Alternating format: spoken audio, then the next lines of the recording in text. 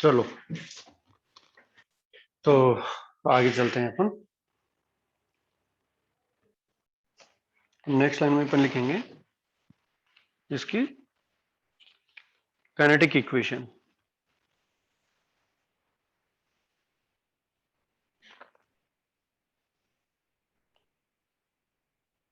Sir discussion कब करोगे? इस वाले का आज कर लेंगे, इसको खत्म करने के बाद। सर कितना चैप्टर बचाइए? थोड़ा सा ही और।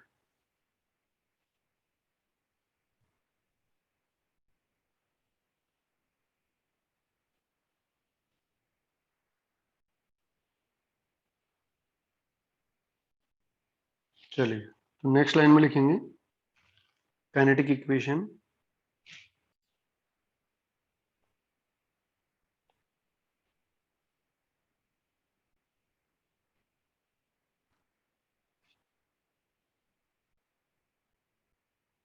Of gases.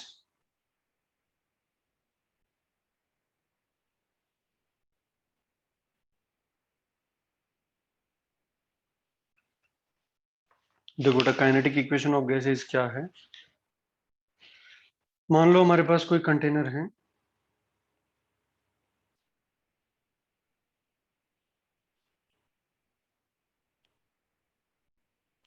इस कंटेनर में कोई गैस हमने ले रखी है, उसके ये पार्टिकल्स होंगे। हर पार्टिकल की अपनी इंडिविजुअल स्पीड होगी कि नहीं होगी? यस। तो इसमें हमने कितने पार्टिकल ले रखे हैं? Capital N particle. Number of particle है कैपिटल एन।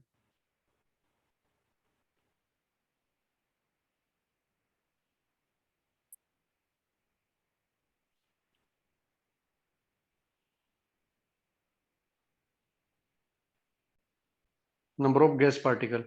और एक पार्टिकल का कुछ मास भी तो होता होगा।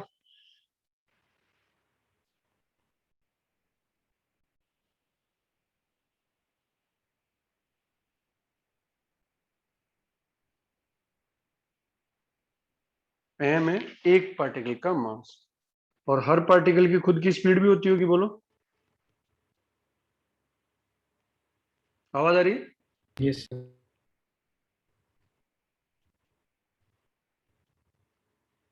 Velocity, speed.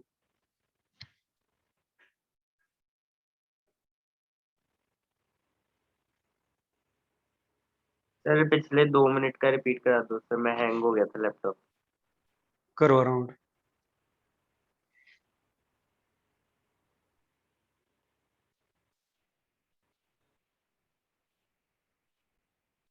हाँ, हमने यहीं से स्टार्ट किया है बेटा, काइनेटिक इक्वेशन ऑफ गैसेस। मतलब किसी कंटेनर में कुछ गैस है तो उसका प्रेशर, वॉल्यूम वगैरह जो है वो किस तरह से कैलकुलेट करते हैं। लास्ट टाइम पे हम बात कर रहे थे कि हर पार्टिकल जो होगा वो अपनी स्पीड के साथ जाके इससे कोलिजन करेगा, कोलिजन करेगा तो मोमेंटम चेंज होगा, मोमेंटम चेंज से एफ बनता है, और एफ को एरिया से डिवाइड करते हैं तो पी बनता है। यही बात थी ना। यहाँ एन क्या है? Number of particles. 10, 20 जो भी ले लिए वो एन के अंदर आ गया। एम क्या है? एक पार्टिकल का मास है। यू क्या है? एक पार्टिकल की स्पीड है। तो इस गैस के लिए एक इक्वेशन यहाँ पे निकल के आती है,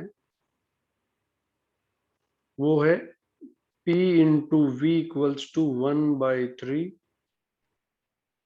N into M U square bar. On an average लेना पड़ता है अपने को। इसी इक्वेशन को अपन बोलते हैं काइनेटिक इक्वेशन ऑफ गैसेस।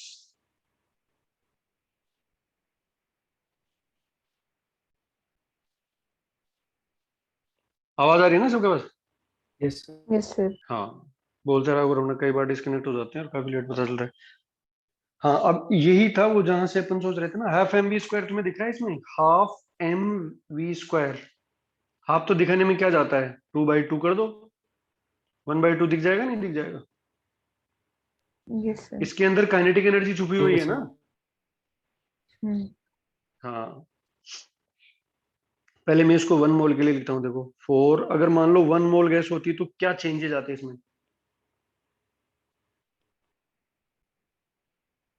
1 मोल होती तो एन को क्या लिखते बेटा? N. Very good, N E. So ये हो जाता Na इंटू m। ये कितने पार्टिकल्स का मास हो जाता? 1 हाँ, मोलर मास बन जाएगा ये। Mass of 1 mole, capital M लिख दूं मैं इसको, Yes, sir. That is molar mass. ये मोलर मास हो गया अपने आप में ना। तो अब देखो इक्वेशन को मैं कैसे लिखूंगा, पीवी इक्वल्स टू 1/3 इंटू 2/2। जान गए होंगे ये 2 क्यों लिखना चाह रहा हूँ, क्योंकि मुझे हाफ एम बी स्क्वायर चाहिए था।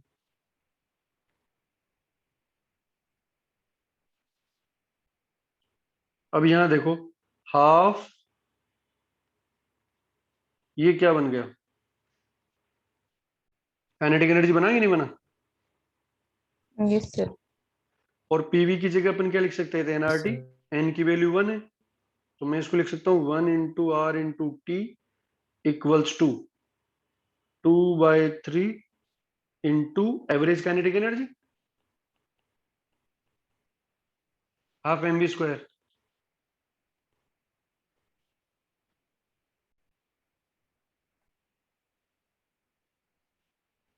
तो बताओ काइनेटिक एनर्जी का फॉर्मूला क्या आ गया? 3RT/2 3RT/2। कल आया था ना ये जो डायरेक्ट लिख दिया था हमने, वो एक्चुअल में इस तरह से कनेक्टेड है इससे। और ये कितने मोल के लिए है? 1 मोल के लिए। एन मोल के लिए एन टाइम्स हो जाएगा जो 1 था वहां पे। और अगर एक पार्टिकल के लिए लाना है तो एन से डिवाइड कर देंगे, क्या फर्क पड़ता है। ठीक है, चलो अब थोड़ा सा आगे बढ़ते हैं। पहले तो यहाँ देखते हैं वो जो फॉर्मूला था अपना, उस फॉर्मूले में यू स्क्वायर बार का क्या मतलब है।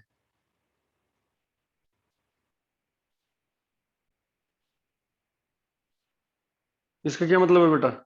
पहले एवरेज लिया है या पहले स्क्वायर किया है?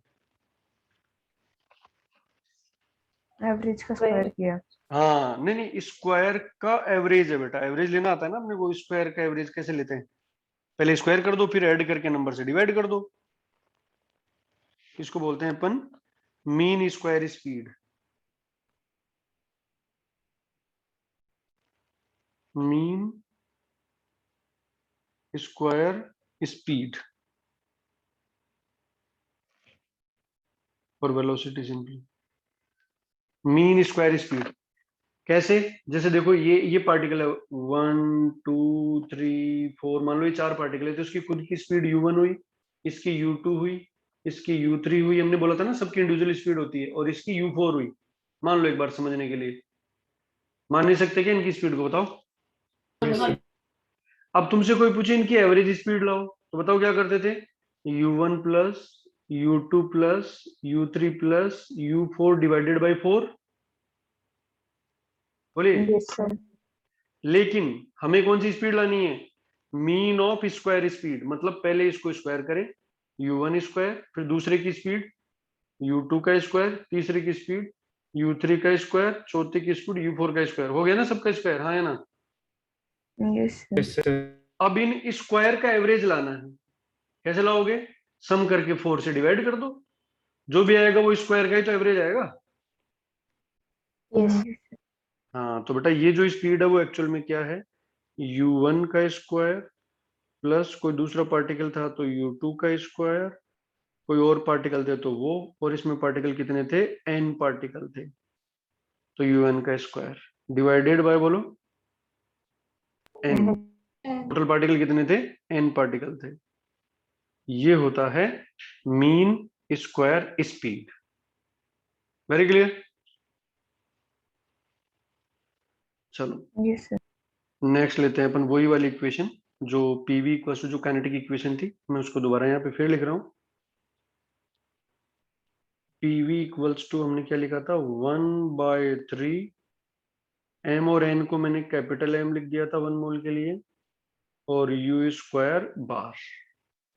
अब मुझे यू स्क्वायर बार लाना है, तो वो क्या हो जाएगा, यू स्क्वायर बार एवरेज कितना टाइम्स हो गया बेटा, 3 times of PV by capital M. हुआ कि नहीं हुआ? Yes sir. और कल याद करो हमने PM इक्वल्स टू DRT लिखा था, तो P/M की जगह अपन क्या लिख सकते हैं? PV की जगह D की फॉर्म में भी हम इसको कन्वर्ट कर सकते हैं, चलो अभी देखते हैं। और PV की जगह क्या लिख सकते हैं? NRT। N की वैल्यू कितनी है? 1। अभी तो कैपिटल M आया था, तो ये बन सकता है 3RT बाय कैपिटल M। बोलो। और यहां देखो बेटा, RT बाय कैपिटल M क्या बनेगा? P/D। हाँ, RT बाय कैपिटल M बनेगा P/D। तो मैं इसको ऐसे भी लिख सकता हूँ, 3P/D। बोलो हाँ या ना? अब Yes. देखो ये है बेटा, ये जो भी वैल्यू आएगी ये इसका यूनिट क्या आएगा बता सकते हो तुम? अरे स्क्वायर का एवरेज स्क्वायर ही तो आता है, मीटर स्क्वायर सेकंड स्क्वायर।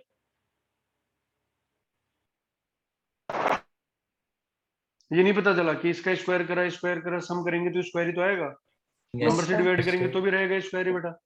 तो ये स्क्वायर, जो ये वाली जो है वो स्पीड नहीं बोल सकते आप इसको, क्योंकि ये स्क्वायर का एवरेज है, स्पीड का स्क्वायर ही आएगा ये। इसका रूट कर लें तो फिर स्पीड आ जाएगी कि नहीं आ जाएगी? बोलो। Yes. तो इसका रूट कर लेंगे तो स्पीड आएगी, क्योंकि ये स्पीड का स्क्वायर है बेटा। और इसको अपन बोलते हैं रूट मीन स्क्वायर स्पीड। देखो ये है मीन ऑफ स्क्वायर स्पीड, अब रूट कर दिया तो क्या बन जाएगा ये?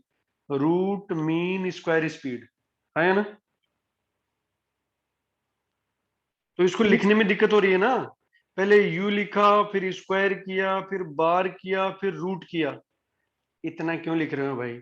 स्पीड आएगी, और कौन सी वाली आएगी? Root of mean of square speed, URMS बोल दूंगा बेटा मैं इसे। क्या बोल दूंगा मैं इसे? URMS। तो बताओ URMS कितनी आ गई? Root of 3RT/M। ये लीजिए, ये फॉर्मूला डिजाइन हो गया हमारे लिए। URMS स्पीड ऐसे फाइंड कर सकते हैं हम, 3RT/M। यूनिट्स का तुम्हें ध्यान रखना है, यूनिट में लिख देता हूं। इसकी यूनिट क्या आएगी? मीटर पर सेकेंड। तो फिर आपको M की यूनिट क्या लेनी पड़ेगी? M क्या है? Molar mass, but it should be in KG. किसमें होना चाहिए ये? केजी में। मोलर मास इन केजी। नॉर्मल ग्राम में होता है, ग्राम को केजी नहीं बदल सकते हो क्या? बदल बदल सकते नहीं बदल सकते। सकते? Yes, sir. हाँ। और T किस में होना चाहिए? केल्विन में। तो फिर R की वैल्यू क्या आएगी? 8.314 जूल पर केल्विन पर मोल वाला लेना है। आ गया अब सारा पिक्चर क्लियर? केजी में कैसे लेते हैं वो मैं थोड़ा सा एग्जांपल लेके बता देता हूँ। फॉर एग्जांपल, मान लो तुम्हें O2 की बात कर रहे हैं, O2 गैस की URMS स्पीड फाइंड करनी है, मान लो आपको O2 गैस की। O2 gas at 640 kelvin, find URMS। ये क्वेश्चन है जैसे, तो बताओ कैसे फाइंड करोगे? मुझे फाइंड करके बताओ देखें। URMS इक्वल्स टू, रूट है ही 3 है, R की वैल्यू 8.314 हो जाएगी, T की वैल्यू 640 हो गई। बताओ बेटा M कितना आएगा? 32। बेटा 32 तो ग्राम पर मोल होता है। 32/1000। हाँ, 32 ग्राम पर मोल होता है ये। तो केजी में कितना आएगा? सर 0.032। हाँ, ये केजी में हो गया ना, तो ये आएगा बेटा 32/1000। ये था बस यहाँ ध्यान रखने वाला। तो इसको उड़ा दो तुम लोग, कैसे कैसे ऊपर 1000 चला जाएगा, और ये बन गया आपका 20,000 इंटू 3।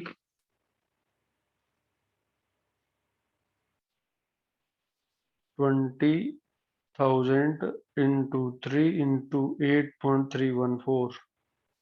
सर 1000 कट जाएगा ना, कौन सा 1000? जब पॉइंट हटा के नीचे 1000 आ जाएगा, 1000 ऊपर जाएगा तो 1000 कट जाएगा। हाँ एक ही बात है वो तो, कर लो So चाहे ऐसे कर लो। 500 root 2 meter per second. Root भी कर दिया, बोलो। क्या सर? रूट करने के बाद Yes sir, 500 root 2 meter per second.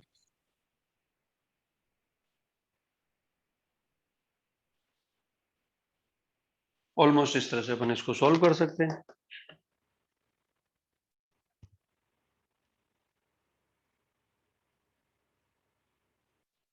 Clear? चलो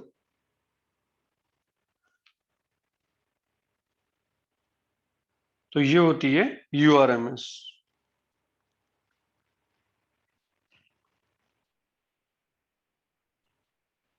नेक्स्ट, अब दो स्पीड और हो सकती है, मॉलिक्यूलर स्पीड को एक साथ ले लेते हैं। मॉलिक्यूलर स्पीड, यहां तीन टाइप की मॉलिक्यूलर स्पीड डिफाइन करेंगे।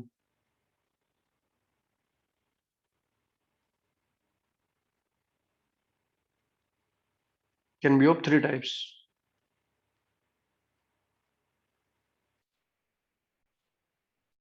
पहला तो वो यूआरएमएस है ही, रूट मीन स्क्वायर स्पीड, इसका फॉर्मूला ये हो ही गया था बेटा।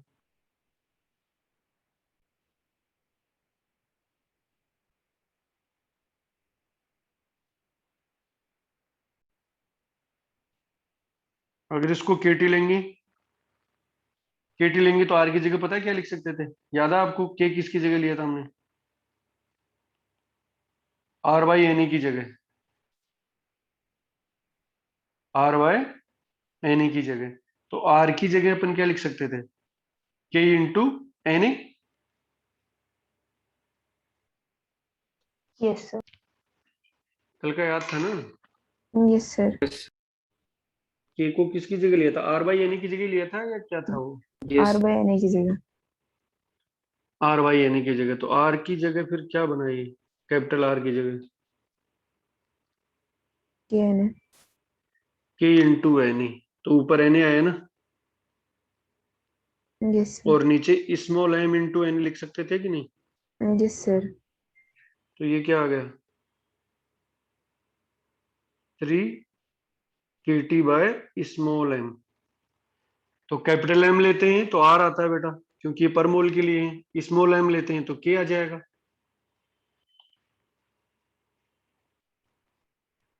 समझे क्या ये कैसे लिख दिया? कैपिटल एम किसकी जगह लिखा था हमने? स्मॉल एम इंटू एन ही तो था एक मोल का। Yes sir. तो एन से एन कैंसिल आउट हो गया, इस तरह से अपन यहाँ पहुंच गए। दूसरा होता है average speed.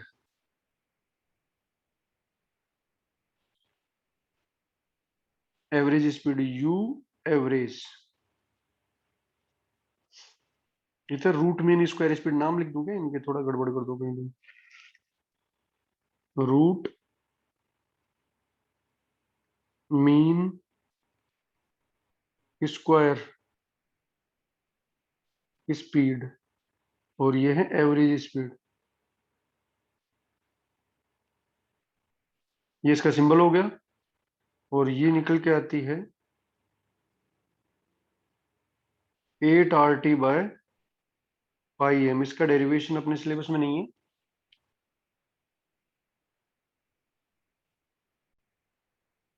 8 KT by pi into small M. ये एवरेज स्पीड, ये वो ये एवरेज कौन सी वाली? U1 plus U2 plus and so on divided by N. But individual speed तो होती नहीं है ना, तो इसी से कैलकुलेट करते हैं इसको।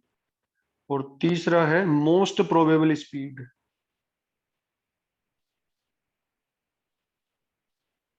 मोस्ट प्रोबेबल स्पीड, इसको डिफाइन करना पड़ेगा, ये क्या चीज है? यू एम पी, एम का मतलब मोस्ट, पी का मतलब प्रोबेबल। ये होता है root 2 RT by capital M.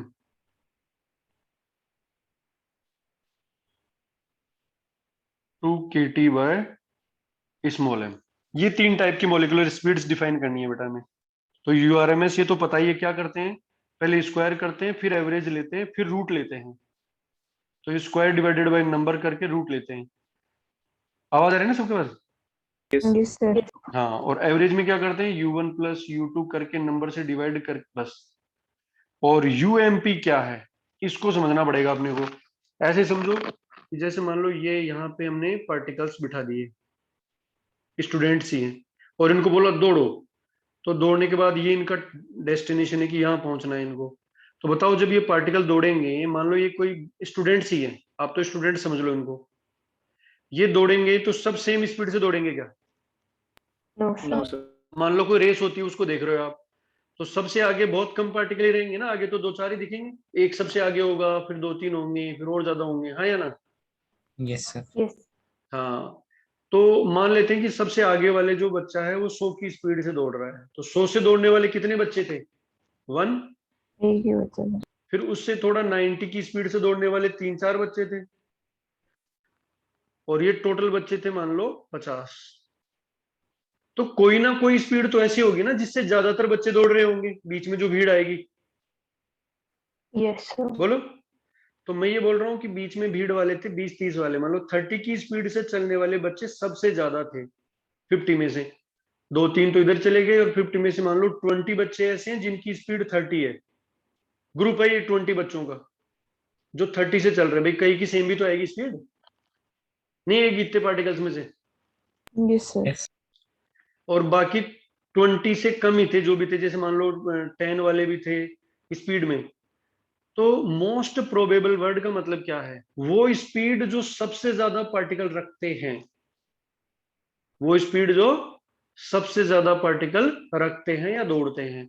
तो बताओ 20 स्टूडेंट्स कितनी स्पीड से दौड़ रहे थे? 30 से। तो this 30 is called most probable speed. और यही इंपॉर्टेंट है सबके लिए, क्योंकि ज्यादातर पूरा जो क्लास है उसकी प्रॉपर्टी डिसाइड करने वाले कौन है? वो ये जो सबसे ज्यादा बच्चे उस स्पीड से दौड़ रहे हैं। तो इसकी डेफिनेशन क्या आ जाएगी यूएमपी की? Speed possessed by the maximum number of particles.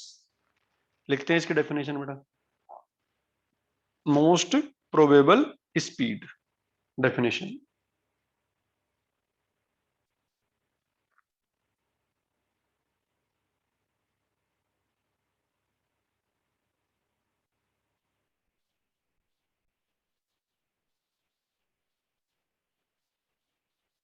It is the speed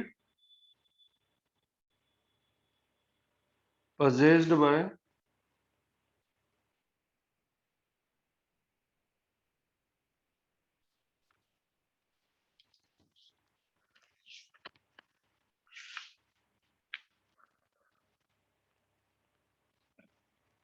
maximum number of, maximum fraction बोल सकते हैं, नंबर बोल सकते हैं,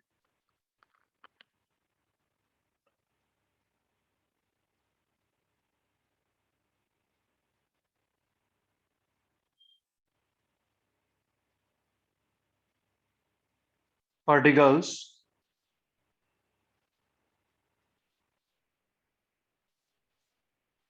the speed possessed by maximum number of particles is called UMP, most probable speed. I think clear हो गया होगा most probable का क्या मतलब है बेटा, एवरेज का क्या मतलब है, स्क्वायर के एवरेज का क्या मतलब है। क्योंकि स्क्वायर का एवरेज लेंगे तो स्क्वायर ही आएगा, उसका रूट करना पड़ेगा तब वो स्पीड बनेगा, उसको बोलते हैं यूआरएमएस। तीनों के ये एक एक सिंगल फर्स्ट वाले जो फॉर्मूले हैं ये याद ही रखने हैं, दूसरा तो अपने आप बन जाएगा।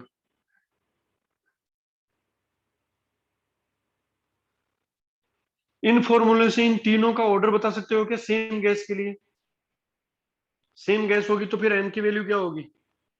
सेम होगी। Same. तो कोई भी स्पीड हो, कोई भी speed directly proportional to root T होगा फॉर सेम गैस, हाँ या ना?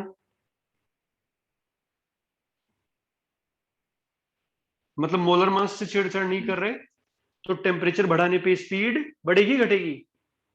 बढ़ेगी। बढ़ेगी। हाँ, और दूसरा मैं बोल सकता हूं speed inversely proportional to 1/√M और सेम टेम्परेचर। अगर टेम्परेचर T सेम रख रहे हैं तो डिफरेंट गैसेज लेनी पड़ेगी। तो बताओ जो हैवी गैस होती है उसकी स्पीड क्या रहेगी, कम रहेगी, प्रोवाइडेड सेम टेम्परेचर। और ओवरऑल बात करें तो √T/M पे रहेगा मामला। Very clear. Yes. Yes. Example, right the order of URMS, UAverage and UMP for a gas at same temperature। मतलब M भी सेम है, T भी सेम है। फॉर ए गैस का मतलब समझ गए ना। तो इन तीनों का ऑर्डर क्या आएगा, कौन सी स्पीड सबसे ज्यादा आएगी, फॉर्मूले से देख लो आराम से यार, रूट से बाहर निकालो ना इनको, तो सबका सेम बन जाएगा ना। √3 को बाहर निकाल लो, इस 8 को बाहर निकाल लो, ये तुम जैसे भी करते हो, रेशियो ले लो, ऑर्डर तो बता सकते हैं ना, greater than less than. Yes, sir. बताओ देखिए बेटा, सर URMS सबसे ज्यादा होगा। सबसे ज्यादा कौन 10 सा होगा, करने करो सोल्व, तो UMP। मैथमेटिकल बात है बेटा ये तो। URMS फिर UAV फिर UMP। पक्का है ना ये बात। हाँ सर। Yes, sir. सबसे ज्यादा कौन सी होगी, URMS। सही बात है। और यूएमपी सबसे कम हो जाएगी √2 √3 में। Yes। ऐसे देख लो तुम, URMS, फिर UAverage, फिर UMP। इसमें आ रहा है √2 फैक्टर जो है, इसमें आ रहा है √8/π, इसमें आ रहा है √3, यही बात है ना। तो 8/π जो होगा वो 3 से छोटा होगा Yes, sir. और 2 से बड़ा होगा, तो ये आ गया आंसर हमारा।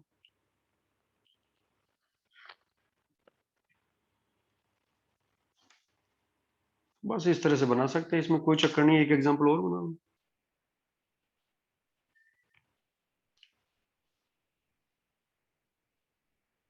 If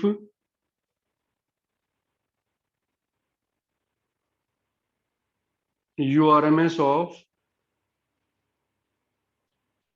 O2 gas is x meter per second, then find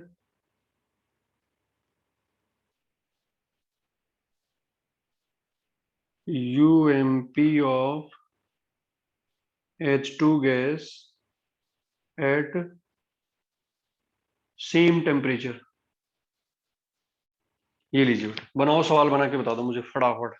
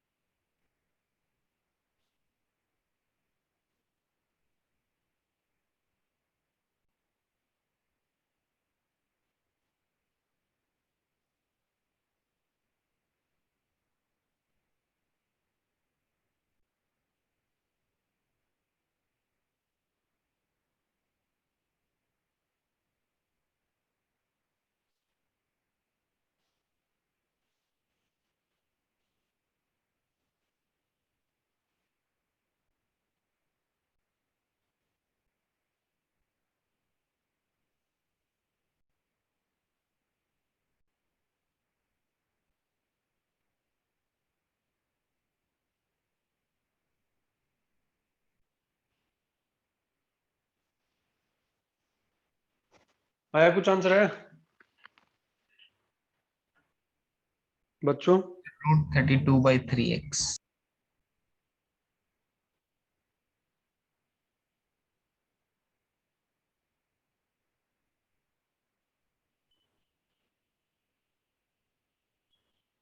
अब आसान सा है, दोनों फॉर्मूले लिख लो और निपटा दो काम को यार। मैं स्टार्टिंग का स्क्रॉल कर दूंगी। सर देख रूट लो 32/3 है। भाई। भाई देखो इसमें क्या है, सर इसमें यू लास्ट आर वाला एम एक बार एस। फिर से समझा दो सर, कौन सा? Last formula. ये यस सर। सर रूट ये टी तो बाई यहाँ एम। से ये तो यहाँ से उठाए ना हम लोगों ने, इसमें से बेटा। Variable to constant, R constant है, टी और एम ही तो वेरी करेगा। गैस चेंज कर देंगे तो एम चेंज हो जाएगा। सेम गैस के लिए डिफरेंट डिफरेंट टेम्परेचर ले सकते यस हैं अपन। सर, वो डिस्कनेक्ट हो गया था तब। हम्म।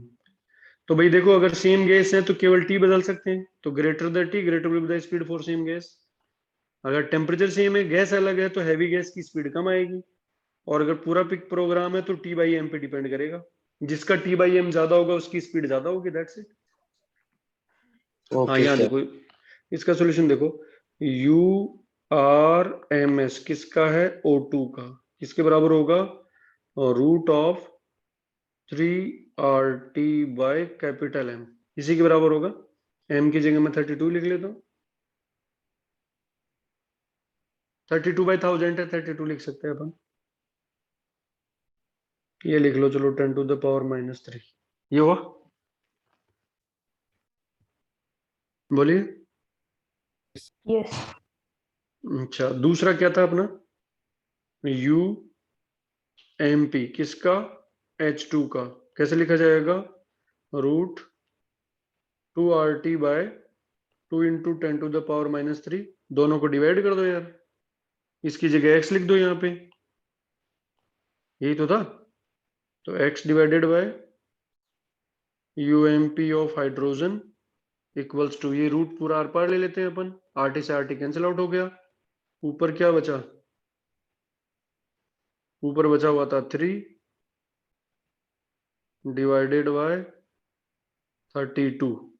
ये ऊपर चला जाएगा 2, 2 तो 2 कैंसिल आउट हो गए। कुछ नहीं बचा, 10⁻³ 10 कैंसिल आउट हो गया सारा पिक्चर प्रोग्राम।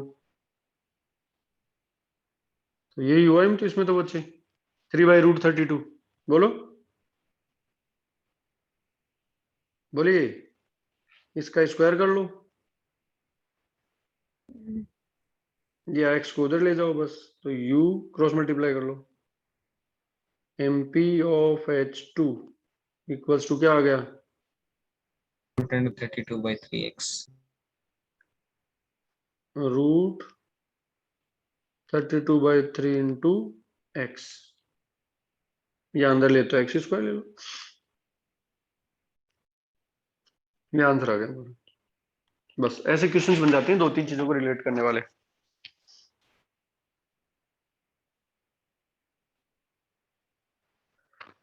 नेक्स्ट ले लेते हैं, लास्ट पार्ट है इस चैप्टर का, Maxwell distribution.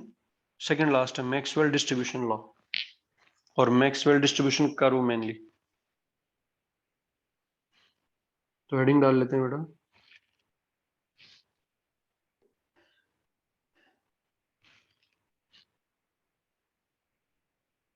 Maxwell's distribution law या डिस्ट्रीब्यूशन कर्व सिंपली।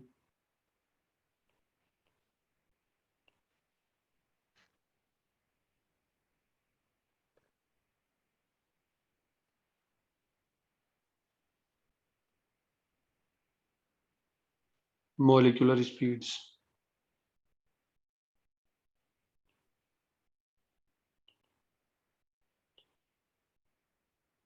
ये क्या कहना चाह रहा, देखिए वर्ड का मतलब समझिए।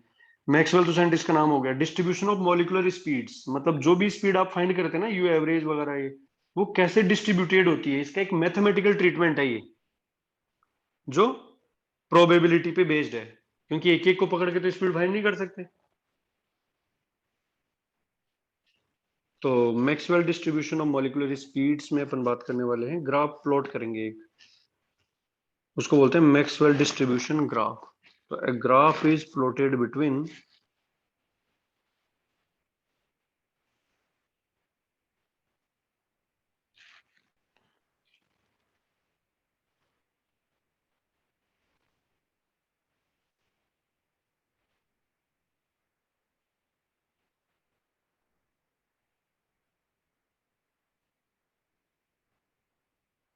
सर आवाज आ रही है बेटा? Yes sir. Graph is plotted, sir अब क्लास के बाद इसके नोट्स भेज देना, ये पीडीएफ। भेज दूंगा बेटा। ए graph is plotted between fraction of particles, मतलब कितने फ्रैक्शन पार्टिकल कितनी स्पीड से दौड़ रहे हैं बेटा, fraction of particles and molecular speed, या फिर पार्टिकल स्पीड, या सिंपली स्पीड ले लेते हैं अपन। फ्रैक्शन और इसके बीच में, फ्रैक्शन ऑफ पार्टिकल्स और स्पीड के बीच में ग्राफ बनाएंगे अपन, देखो इसमें। और ये ग्राफ जो है वो प्रोबेबिलिटी पे बेस्ड है। इसको ऐसे समझेंगे अपन, भाई मैं यहाँ पहले दो लाइनें बना लेता हूँ। देखो ग्राफ सब जानते हैं 90 डिग्री पे दो लाइनें होती है। इधर ले लेता हूँ fraction of particles having particular speed,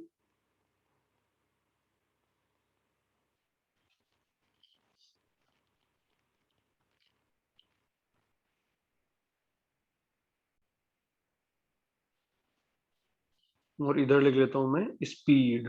अब ध्यान से समझना है, लिख बाद में लेना बेटा। ग्राफ को समझने की कोशिश करते हैं, बाद में नोट कर लेना, मैं टाइम दे दूंगा तुम्हें। मुझे बताओ इधर यहाँ स्पीड कितनी है, यहाँ 0 है कि नहीं? Yes, sir. और तुम्हें यहाँ सोचना है कि भाई यहाँ रेस हो रही है इधर पार्टिकल्स की, यहाँ पार्टिकल्स की रेस कर रहे हैं अपन, या कोई भी रेस को वीडियो देख रहे हैं अपन, कोई रेस होती है ना उसका वीडियो देख रहे हैं, यहां से भी दौड़ेंगे। तो बताओ गैस के अंदर 0 स्पीड का कोई पार्टिकल होगा क्या? कोई बैठा हुआ रह जाएगा क्या? No, sir. No. तो 0 स्पीड पे फ्रैक्शन कितना होगा? 0%. 0%। एक भी पार्टिकल ऐसा नहीं है जिसकी स्पीड 0 होगी। तो ये तो पता चल गया ग्राफ कहां से स्टार्ट होगा, Origin. ओरिजिन से।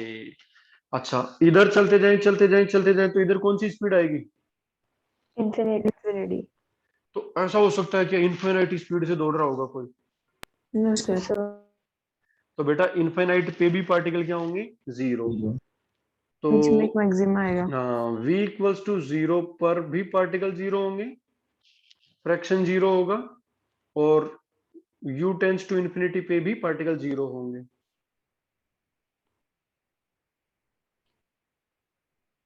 Zero particle.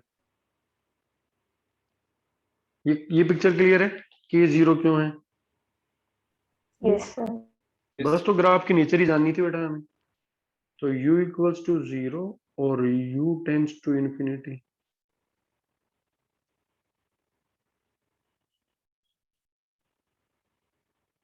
जीरो पार्टिकल होंगे। तो बताओ ग्राफ 0 से स्टार्ट होके 0 पे जाएगा तो कहीं ना कहीं मैक्सिमा आएगा कि नहीं आएगा? Yes, sir. Yes, sir. और ये मैक्सिमा वही तो है जिस स्पीड से मैक्सिमम फ्रैक्शन दौड़ रहा होगा। तो बताओ ये स्पीड कौन सी आएगी? UMP. यूएमपी आ जाएगा। बस यही था, इसमें इतना ही मामला है। तो ये ग्राफ कुछ इस तरह का अपने को देखने को मिलता है। अरे कैसा बन गया?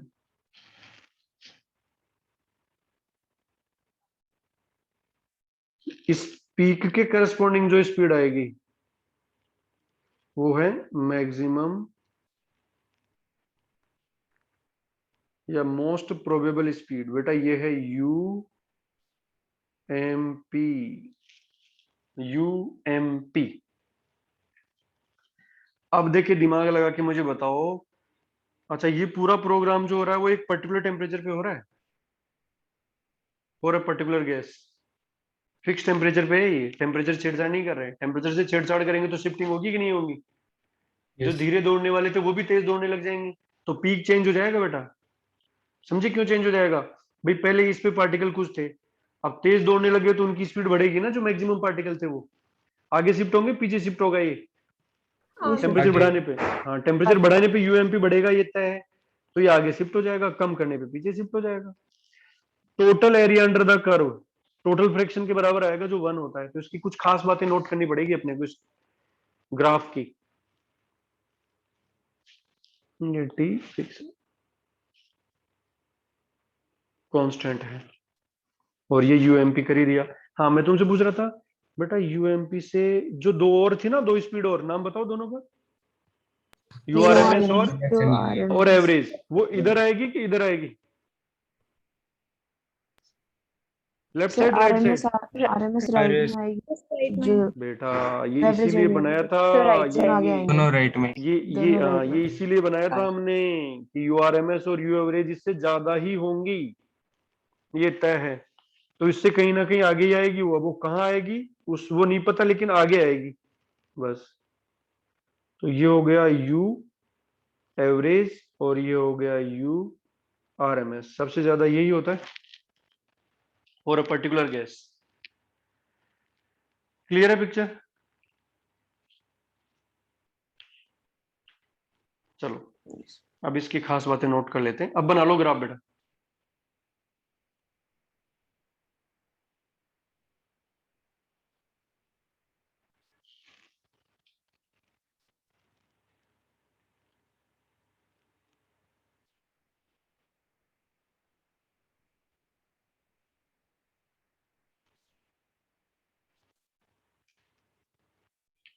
बताओ एरिया अंडर द कर्व किस चीज को शो करेगा?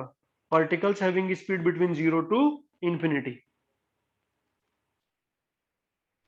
फ्रैक्शन आएगा ना, नेट फ्रैक्शन, यहां से लेकर यहां तक नेट फ्रैक्शन, फ्रैक्शन का कितना होता है? 1 होता है, नहीं होता? Yes sir. तो एरिया कांस्टेंट रहेगा। नीचे इसकी खास बातें लिख लेते हैं, इंपॉर्टेंट पॉइंट। पहला ये हो गया एरिया अंडर द कर्व, ये तो तुम मैथ्स में पढ़ते हो, फिजिक्स में एरिया अंडर द कर्व वाला। फिजिक्स कहीं ना कहीं तो पढ़ लिया होगा। अरे इंटीग्रेशन करते हैं छोटे छोटे वो स्ट्रिप बना के, यस सर, तभी तो पूरा एरिया फाइंड करते हैं अपन। भूल यस गए? सर, याद है? याद है। हाँ, तो area under the curve gives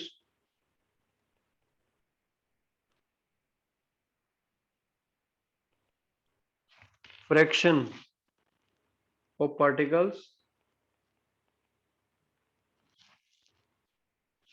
having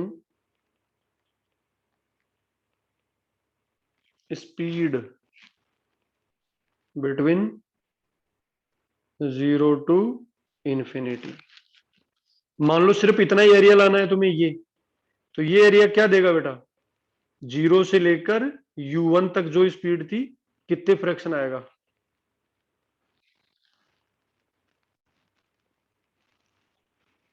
number 2, total area under the curve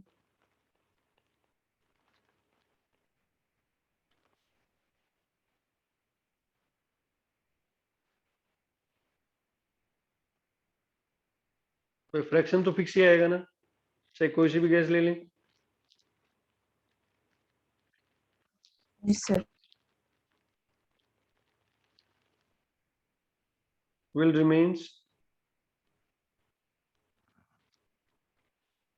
constant, that is unity, मतलब 1 यूनिट, 1 ही आएगा जो भी एरिया आएगा, चाहे टेम्परेचर बढ़ा दें घटा दें, उससे फर्क नहीं पड़ने वाला है।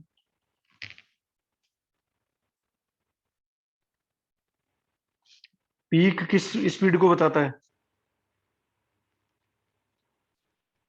The peak corresponds to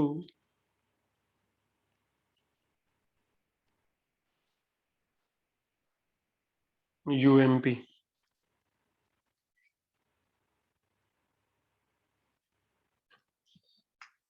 nature किस पे डिपेंड करेगी? रूट टी बाई एम पे। देखो रूट टी बाई एम अगर सेम है तो ये ग्राफ सेम ही आएगा ना, यस सर। क्योंकि ये पीक तो यही रहेगा ना। फिर उस केस में अगर मान लो दो अलग अलग गैसेज हैं और उनका root T by M same है, तो यूएमपी सेम आएगा। तो नेचर ऑफ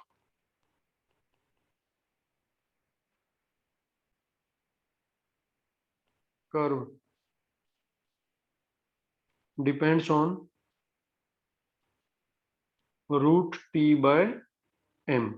अब वो कैसे डिपेंड करती है ये अपन आगे एक्सप्लेन करते हैं। देखो नेक्स्ट मैं ले रहा हूं graph at different temperature.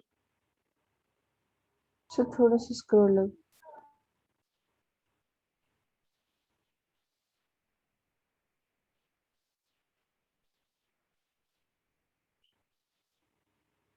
Different temperature for same gas. बताओ इसमें क्या चीज सेम हो गई? एम सेम हो गया यस सर। तो केवल टेम्परेचर वेरी करेगा। देखो इधर तो आ गया फ्रैक्शन ऑफ पार्टिकल्स, इधर आ गया स्पीड, और ये ग्राफ आ गया, और दूसरा ग्राफ ये हो गया। ये है T1, ये है T2। तुम इसके टी का ऑर्डर कैसे देखोगे? यूएमपी से देखोगे बेटा। ये यूएमपी कौन सी वाली हो गई? फर्स्ट वाली, सेकंड वाली? फर्स्ट वाली। और ये यूएमपी 2 हो गया कि नहीं हो गया? ग्राफ से कौन सा यूएमपी ज्यादा है? D1। यूएम नहीं, वन तो ये UMP2। T1 वाले को वन बोल रहे हैं बेटा, T1 वाले को वन। पीक ये नहीं देख रहे, ये इससे क्या हो रहा है कि एरिया सेम रहेगा तो इसको पकड़ के इधर खींच रहे हैं, तो ये नीचे डाउन होगा क्योंकि टोटल एरिया तो सेम रहेगा ना। जब ये एरिया इधर बढ़ा दिया आपने तो इधर से डाउन होगा ना नीचे ऐसे। और कारण भी है बेटा, जिस स्पीड से पहले ज्यादा पार्टिकल थे, अब स्पीड तो बढ़ गई लेकिन नंबर ऑफ पार्टिकल कम हो गए उसमें। और रीजन है इसका area under the curve remains constant. तो ये कर्व एक तरह से चौड़ा हो रहा है, फैल रहा है। अब फैल रहा है तो बताओ ऐसे फैलाओगे क्या इसको ऐसे, तो ये तो एरिया ज्यादा हो जाएगा। तो यूएमपी 1 ज्यादा है या यूएमपी 2? इधर देखेंगे स्पीड, स्पीड इधर दिखेगी बेटा अपने को। तो यूएमपी 2 ज्यादा है। इसको कैसे देखेंगे आप? रूट 2RT1 बाय एम, तो सेम ही है कि नहीं है? Root 2RT2 divided by M. बताओ क्या ऑर्डर आ गया? T2 बड़ा होगा, और डायरेक्ट ही आ गया बेटा, टेम्परेचर बढ़ने पर स्पीड बढ़ती है, देखते ही पता चल जाएगा तुम्हें। और सेम ग्राफ हो डिफरेंट गैसेस के लिए तो क्या करोगे? ग्राफ एट सर थोड़ा same slow. Same temperature T for different gases. तो इसमें क्या वेरी करेगा, एम या टी? एम वेरी करेगा बस। एक बार नोट कर लो। कर लिया क्या सबने? ये ग्राफ बना लिया? समझ में आ गया कि सबको ये टेम्परेचर ऐसे आगे जाने का क्या मतलब है? ऐसे और बना लेंगे तो ऐसा चला जाएगा। तो आपको सिर्फ इसका मैक्सिमा देखना है बस।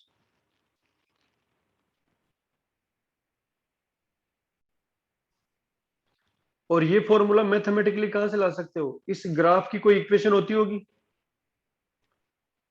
उस इक्वेशन को तुम dy/dx करके जीरो करते थे ना, यस वहां से आता है। लेकिन वो हमारे सिलेबस में नहीं है वो चीज। चलो देखिए, अब तुम खुद बताना, देखिए मास किसका ज्यादा होगा। अभी पता चल जाएगा तुम क्या सोच रहे हो। मान लो ये ग्राफ है,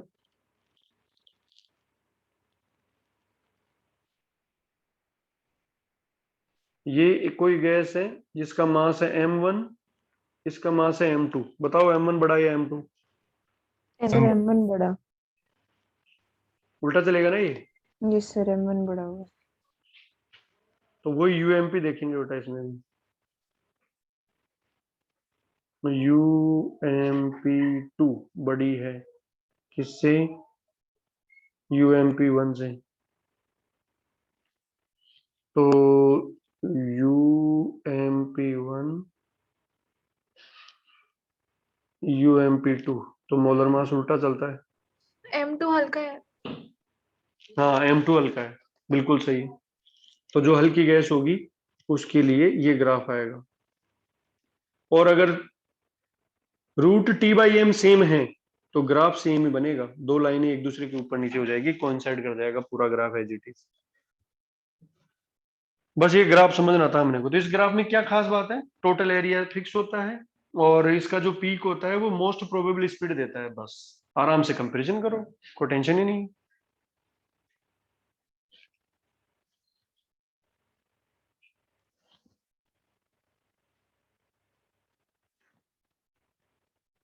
नोटेड? बोलिए। 1 मिनट सर। ये लो जूम कर देता हूं।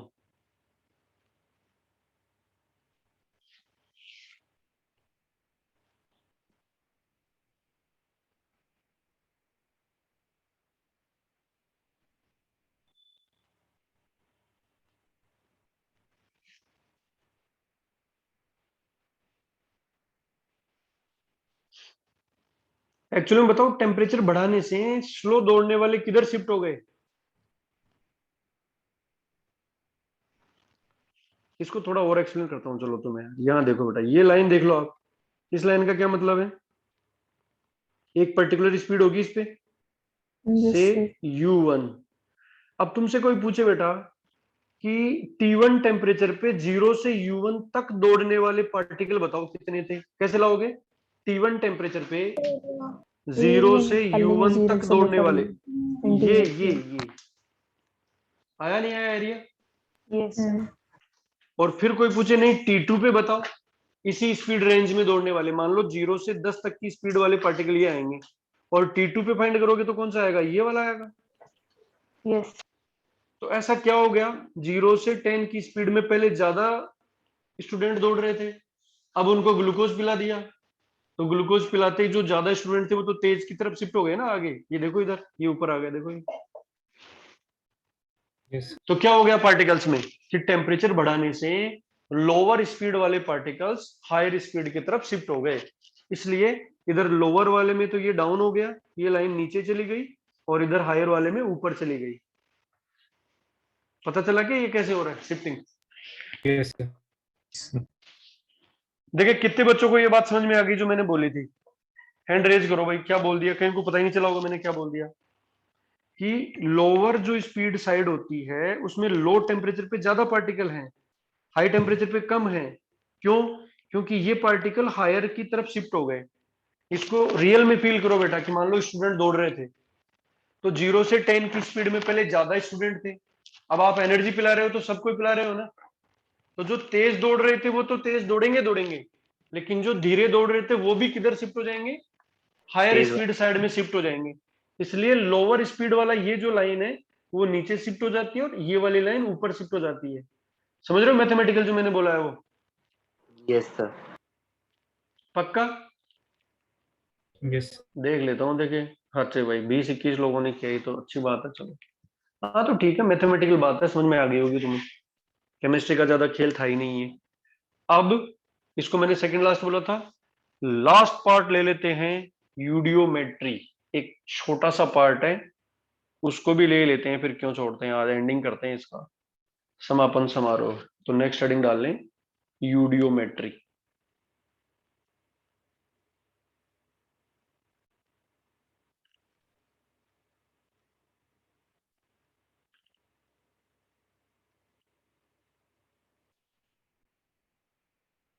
देखो यूडियोमेट्री क्या है? एक टेक्निक है। कौन सी टेक्निक? कि आपको किसी कंटेनर में गैस मिक्सर दे रखा है ए एंड बी। अब तुमसे पूछेगा ए कितना था, बी कितना था, इसका परसेंट लाओ, इसका परसेंट लाओ। तो इसके लिए कोई एक्सपेरिमेंट करना पड़ेगा आपने को बेटा, कोई रिएक्शन करवानी पड़ेगी, कोई कंबशन, कोई कुछ। मान लो मुझे ये पता चल रहा है कि यहाँ एक लिक्विड रखा हुआ है, बताओ लिक्विड गैसों को एब्जॉर्ब करते नहीं करते? करता है। करते हैं। तो मान लो कि ये लिक्विड ए को एब्जॉर्ब करता है, तो इसको इसमें से पास करके इधर कलेक्ट कर ले, तो बताओ यहाँ कौन सी गैस आएगी? बी। बी। तो इस बी का पता चल जाएगा, how much B is there, तो आ जाएगा ना एनालिसिस, परसेंटेज आ जाएगा उसका बेटा। जैसे मान लो ये 10 लीटर है, इसको पास किया, सेम कंडीशन में इधर लाए तो ये 2 लीटर है। इसका मतलब ये 8 लीटर था कि नहीं था जो एब्जॉर्ब हो गया? अगर P V equal to RT से कंडीशन सेम रखते हैं तो फिर Yes, वॉल्यूम sir. से एनालिसिस हो जाएगी ना। Yes, sir. इस जुगाड़ को ही बोलते हैं यूडियोमेट्री बेटा। तो analysis of gas mixture is called eudiometry. It is the analysis of gas mixture.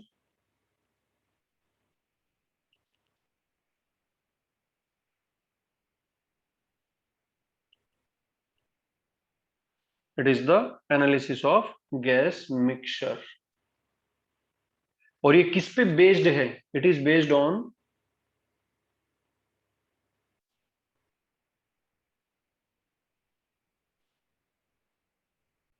specific reactions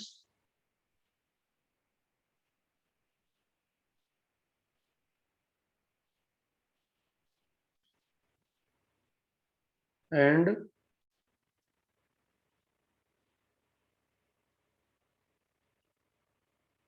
absorption of gases by the liquids or specific reagents.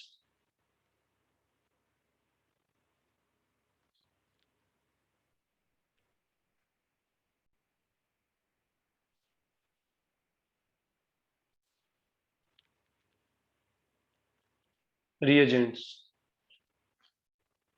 Reactions और इन पे बेस्ड है. स्पेसिफिक रिएक्शंस भी होती है ना भाई कि इसमें यही गैस बनेगी. और absorption of the gases by the liquids. Common facts लेते हैं.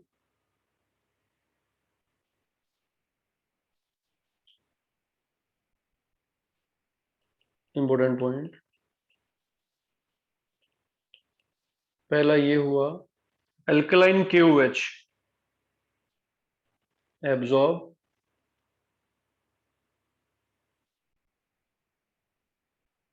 Carbon dioxide gas.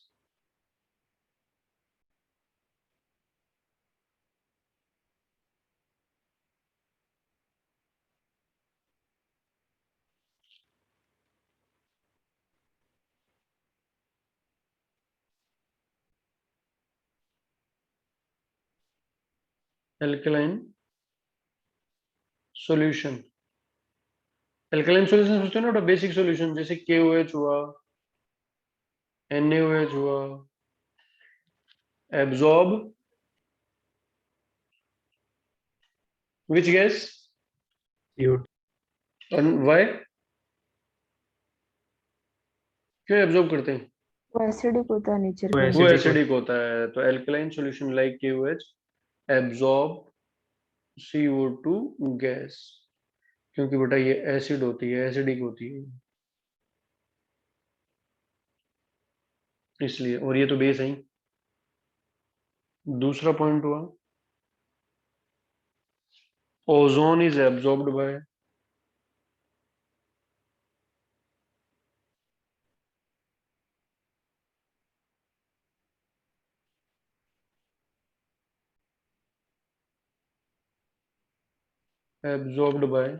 alkaline pyragalol. तो क्या चीज? एल्कलाइन पायरागोल केमिकली होता है ये भी.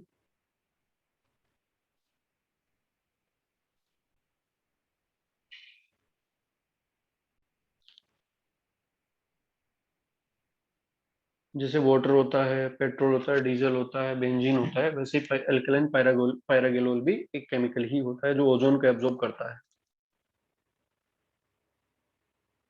सर ये डबल एल है ना, GALL? हाँ, GALLOL पायरागोल.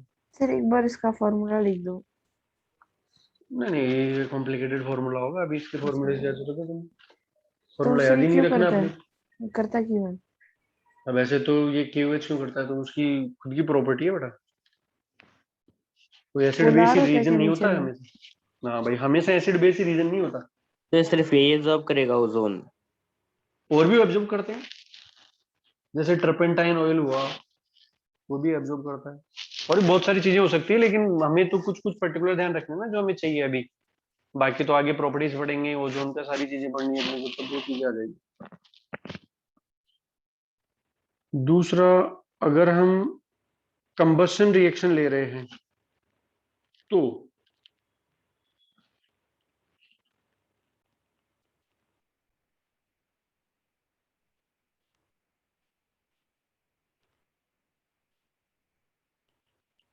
कंबसन रिएक्शंस में क्या बनाने हैं हमें?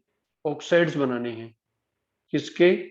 Carbon convert into CO2, hydrogen convert into H2O।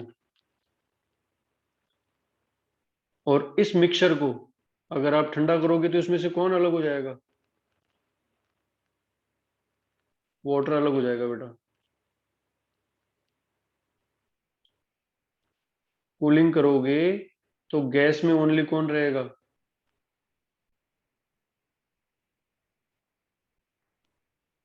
CO2 gas. Water अलग हो जाएगा इसमें से, ठंडा करेंगे तो H2O लिक्विड बन जाएगा।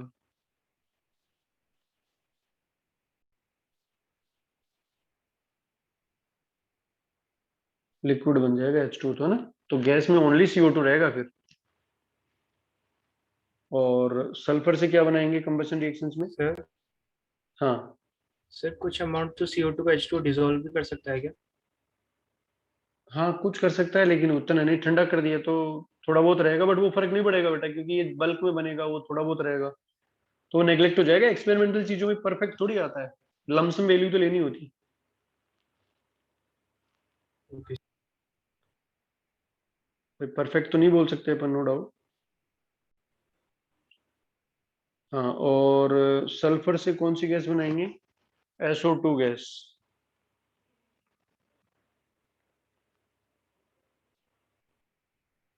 फॉस्फोरस से फॉस्फोरस ऑक्साइड P4O10।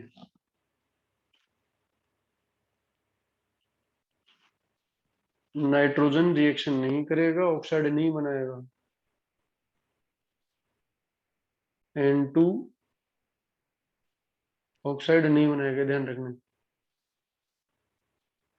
हाँ, अगर कोई ग्रुप NO2 लगा हुआ है किसी पे, मान लो ये है कोई बेंजीन रिंग है या कोई भी चीज है, उस पे NO2 ग्रुप लगा हुआ है,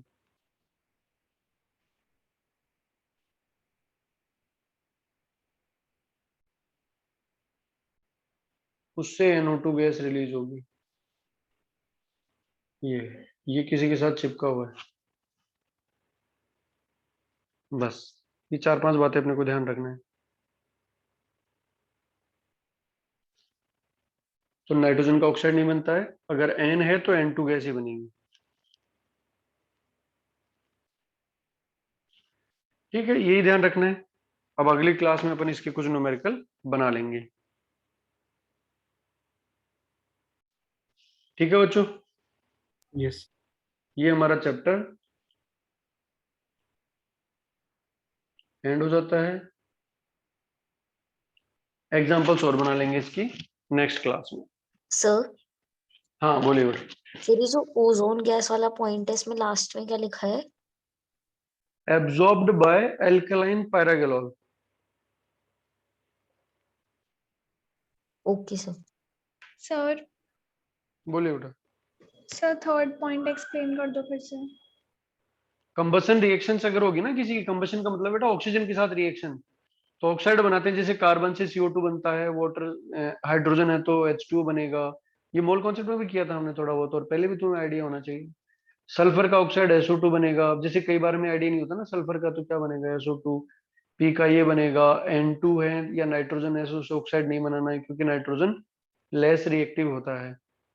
और NO2 ग्रुप है तो NO2 गैस बन जाती है। बस ये फैक्ट्स हैं जो हमें ध्यान रखने हैं, जो न्यूमेरिकल्स बनाने में काम आएंगे हमारे।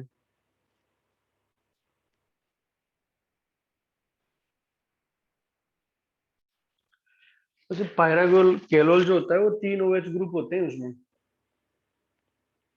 ऐसे जो था ना हमारा इसमें ये।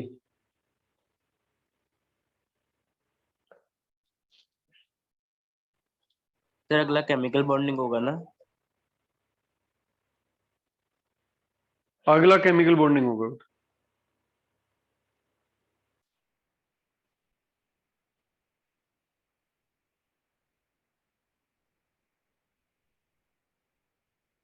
क्योंकि वो बहुत के वो हाफ ईयरली में भी आ रहा है, मेरे तो हो गया। बॉन्डिंग क्या? हाँ तो बॉन्डिंग करवा देंगे, पहले बॉन्डिंग ही करेंगे अपन। मेरा तो हाफ ईयरली हो बाकी गया सितंबर में। बाकी सब चीजें बाद में लेंगे अपन।